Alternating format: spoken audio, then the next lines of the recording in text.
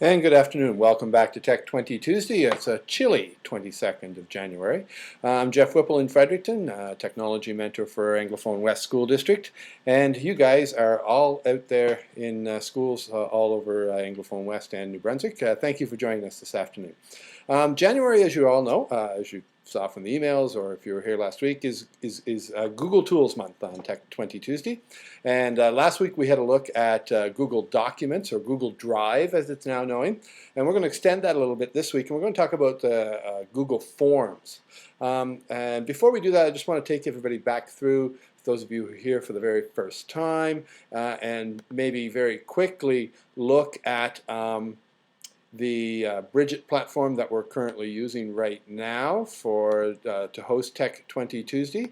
And if you look up in the upper right hand corner, you should see a little control panel, if you will, for Bridget. There is a little microphone, so if you want to open your microphone, if you have a question, you can certainly feel free to do that.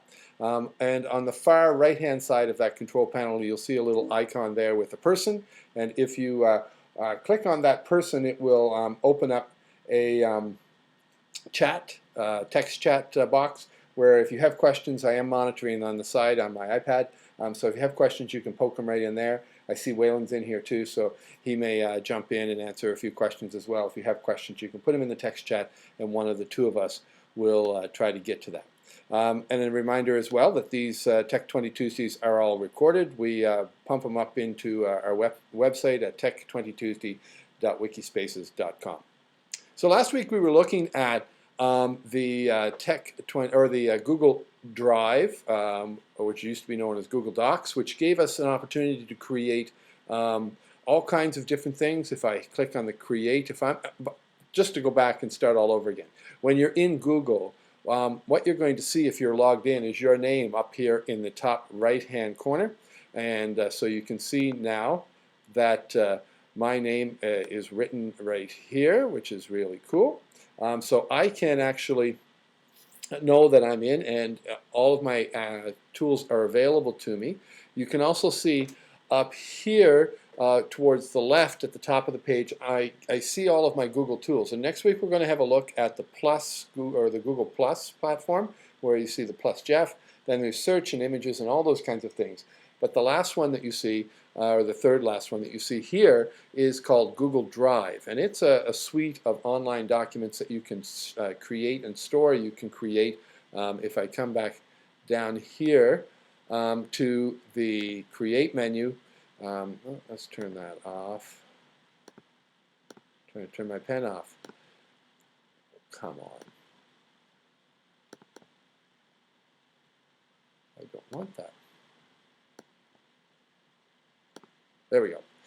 So if I click on Create, you'll notice here that it's going to give me the options to create a document, a presentation, which would be very similar to a PowerPoint for those of you who are users of Microsoft Office Suite, and a spreadsheet, which would be like an Excel spreadsheet. So that's what we kind of looked at last week. And the neat thing about it is that you can then share those documents with other people. You can have lots of different kinds of cool things going on, where kids and teachers and students are sharing information and co-creating and collaborating on documents. The one we're going to have a quick look at today is called Google Forms.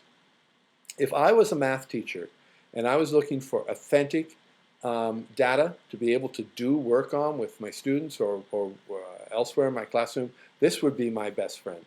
What Google Forms allows you to do is to create surveys, or to create registration documents, or if I wanted to, I can collect data on real-world data from among a group of students or a class. So basically what it's allowing me to do is to do up a survey. What I want to do is I'm just going to walk you through here what it's going to look like. So if I create a form, so I've just clicked on Google Form, what it's going to do, it's going to allow me to make a title. And I'm just going to come in here and I'm going to write on here, this is our Tech 20 Tuesday test. And then, so I can put in here a test form for demonstrating Google Forms on Tech 20 Tuesday. So I've put this in here. Now, let's say my first question is name. That's what I want. I can make this different kinds, so it would allow me to put last name, first name, whatever I want to collect. The help text is, please give first name only. Or if I was looking for something very specific that I wanted from teachers, I can make that a text. I can make it a paragraph text. The text is only one line. A paragraph text would allow us to ask them for a broader or more complete listing. Multiple choice allows us to set it up as a multiple choice offering. Check boxes allows them to choose more than one. Multiple choice would be one only. Choose from a list, or scale, or grid. So here's what I'm going to do. I'm going to do up a really quick one. So the first one, I'm going to set it up as name, text. I'm going to make it a required question, meaning that it won't accept the survey unless it's complete. Then I'm going to go here to question 2, and I'm going to say level taught, and I'm going to make this a multiple choice. And so I can put in here multiple choice. I'm going to put K to 2. I'm going to put 3 to 5. I'm going to put middle, and I'm going to put high school.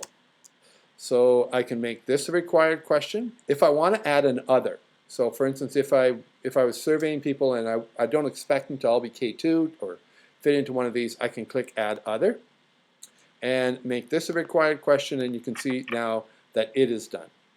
To add sequential questions, I can simply go add a question. I'm going to make this one a, let's make this just a paragraph text. Tell us what you think of Tech20Tuesday. So I can ask these questions. I can make this a paragraph text, and I'm going to scroll down and move this little here of a survey. So if I wanted to, now I can hit save. So I'm hitting save. There we go. Now the easiest way to actually share this is to email this form. So I'm going to email this form to my work account. There's other ways to do this. And I could email this to as many people as I wanted. So I'm going to go to my work account, and I'm going to collect that form. And there are other ways to do it as well from within inside. But this is probably the easiest way, just so you can see how you can share it with multiple people. All you do is put in their emails. I'm going to click on the email that I've just received from Tech20Tuesday test, and there is the link to that form. And I'm running a little slow here. It's just not going real well. So I'm going to copy that, copy link, and we're set to go. So now all I need to do, I can close that back up again, is I'm going to open up. So now I'm pretending that I'm another teacher. So I'm going to open up a different browser, so you're going to see what it's going to look like from the other end. So I'm opening up my Firefox browser. Maybe I'm overloading my computer again, and it doesn't like it, but it complies eventually. And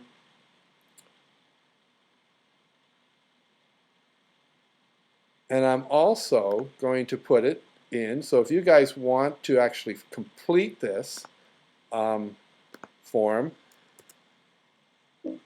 for me, I'm going to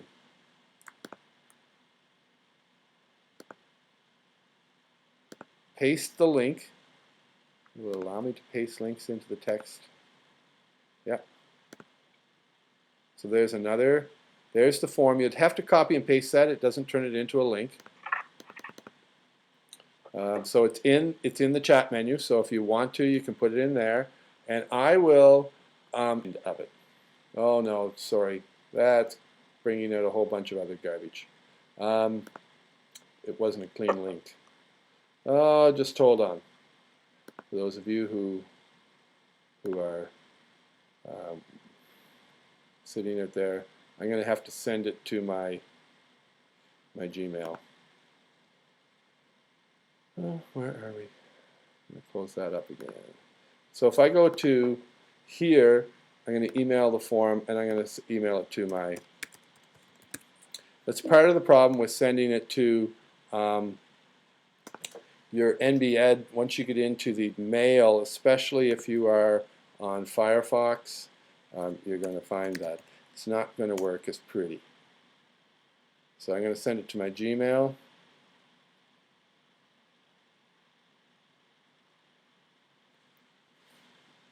And it is loading. There we go. So I'm going to click on the Tech20 Tuesday test link.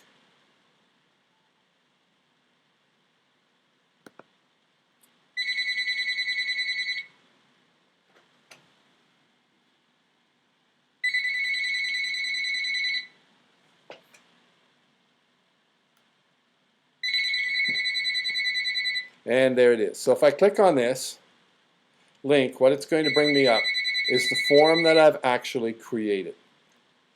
So, and I will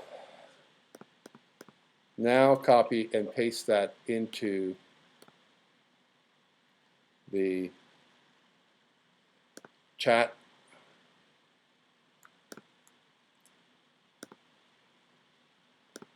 And send that to you. So if you copy and paste that, you'll be able to go in the text. So I'm going to go in here and I'm going to complete this form. Now this is where it really gets fun, because I can check in here and it will only allow me to check one because I didn't say select or click boxes, and I love it. I must love it because I do it. So this is the form, and now I've submitted my form. I can also individualize the response that the exit response that people get, and I'll show you how to do that in a second.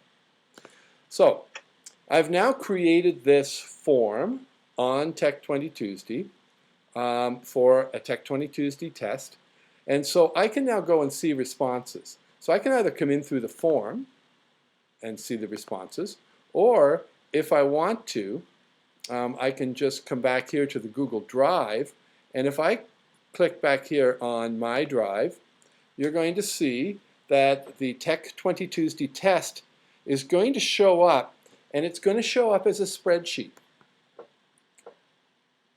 They won't let you copy from the text box. That's okay. You guys will see the thing. There we go.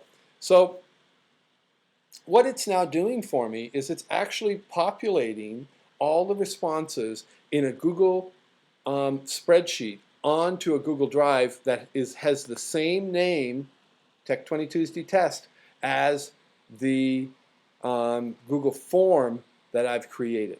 So it will continue to populate them in here, and it is live. So it's immediate. As somebody actually goes in here and adds a name, you can actually see it coming up.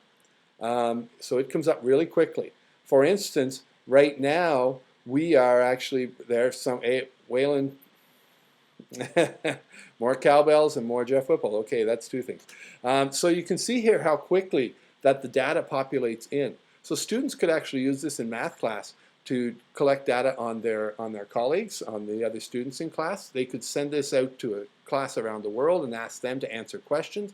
It gives them the data or the feedback of the data right away. You can see here that I'm actually using this one for a math formative assessment book study that our MBTA branch is doing. So we just opened this up for registrations, and you can, so we do this. For those of you who have been able to attend the Learn East conference, we use Google Forms for collecting that data. I know of some teachers who are using Google Forms within their schools to set up some student tracking. You have to be a little careful when you're doing that because, of course, we want to make sure that we're not collecting and using personal student data and saving it on Google, because it is a server that's outside of Canada. So there are some issues there. I know of one teacher or one principal who's actually using it, and I know of a number of principals who are actually using it for doing iPad teacher walkthroughs. So they're setting this up and setting up the form, all the questions that they want, put it on their iPad. They can walk through and just click teacher's name, and each individual teacher has their own Google form. So the teacher goes, the principal goes in, collects up all the thing, all the data just by clicking on a number of buttons on the things that they want to make sure that the teacher knows about. And as the principal's leaving the room, they hit submit, and the teacher can then go after class and actually look and see what the principal had saw even before they have a meeting. So it's really good for creating transparent databases and all those kinds of things. Really, really cool, powerful form, and I'm sure that as teachers, all of the kinds of things that you guys are wanting to do in collecting data for real authentic data for use in your classroom, whether it's in math or whether it's in social studies or whatever, for your students to work with on a global project or something you're doing inside the walls of your class, I can think of no better way to collect data than through a Google form, which you can then throw it on your Edmodo page or on your Wikispace or on your class blog or on your virtual classroom, on the portal, or whatever way you're doing it, and have all your students actually go in and be able to collect their own data or submit their own data through Google Forms. Any questions? I see Control-C said Waylon to copy it, and I see a few of you have. So Gary, Emily, Waylon, Diane, you guys have all been able to get in and add some stuff. So you can really see here how powerful this is, and you can have as many questions as you want, and you can collect as much data as you want. I use Google Forms for a lot of our softball Canada stuff too, the other stuff I'm involved in outside of school, and it really gives you an opportunity. Oh, the other thing you can see here is that once you collect all this into an online form, is if I go File, Download as a Microsoft Excel spreadsheet, I can then download this and start to manipulate it and do it whatever way I want, create charts and graphs and all kinds of other things if I've got really good numerical values in here or other things. So I can start to actually use this to create, download the data once I've received it all, and start to create documentation and other things from that using Microsoft Excel.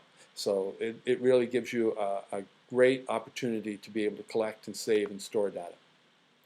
So that is Google Forms in a really quick, brief introduction. I know it was really quick, really brief. There's a whole lot of other things in here that you can do with the data and to collect data. If you have any questions, I would encourage you to talk to your technology mentor in your local school district. Here in Anglophone West School District, I see Waylon's online today. He, Angela, and Mark are up in the Woodstock Education Center. So Brenda, Carmen, and I are here in Fredericton. Wendy and Janice are down in Oromocto. So there's a number of us here, and if you're in a district outside of Anglophone West, there are good technology mentors who can help you set this up and figure out how to use this in your classroom for your projects right at your fingertips. So just give them a call and all will be well. So that's it for today. Thank you all again for joining us, and hope to see you all again on Tech20 Tuesday next week. Oh, by the way, next week you'll definitely want to be here. Think Skype on steroids, because that is Google Hangout. We're going to have a look at Google Hangout and how you can use it in your classroom for connecting your class with other classrooms and multiple classrooms, or for connecting with your grandparents, to have all your grandkids who live miles away talk to your grandparents. So it's a little bit like Skype, but it goes even a whole lot better. So Google Hangout next week as we end up our Google Tools month on Tech20 Tuesday. See you all again next week. That's all for today. I'm Jeff Whipple in Fredericton. Thanks. Goodbye. And I'll be around if anybody has any questions or wants to chat.